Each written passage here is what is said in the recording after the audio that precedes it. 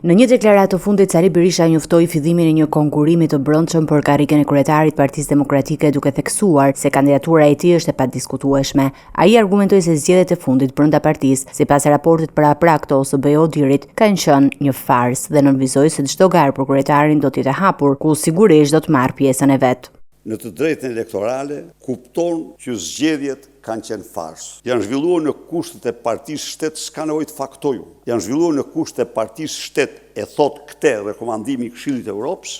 Janë zhvilluar në kushtet pa barabarta, e thot raporti i paraprak i OSBE-Odirit. Që këtu zgjedhjet janë farsë dhe jo zgjedhje. Kjo, së dyti, ju garantoj se çdo deputet, antar mbështetës i kësaj partie do të jetë i lirë të shpreh çdo mendim që ka. Kjo është gjëja më normale. Por e hapur ama, cili do? Berisha kritikoi ish-deputeten demokrate Zheni Gjergjin, e cila u emërua drejtoreshe e Spitalit të Elbasanit nga qeveria, duke e cilësuar si armike të partisë. Ai përmendi gjithashtu të larguarit nga Partia Demokratike, duke ju kujtuar detyrimin që kanë ndaj votës së djathtëve.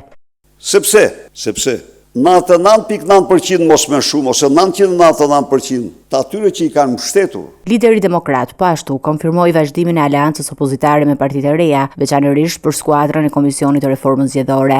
Ai premtoi se paketa e reformës do të jetë rezultati i bashkëpunimit të gjithë forcave opozitare. Një mendim të përbashkët. Unë nuk kam paragjykim për asnjërin nga këto forca politike. Jo. Me to për Tiranën krijuam një koalicion të themi, një mbështetje, për shembull, avantazhi që ka kandidati ynë është se ka patur ndonjë kandidat ndonjëherë. Të gjitha forcat politike të opozitës se mbështesin në një rast. Rastin tjetër, absolutisht, dhe paketa e reformës zgjedhore do të jetë fruti i përbashkët i gjitha forcave politike të opozitës.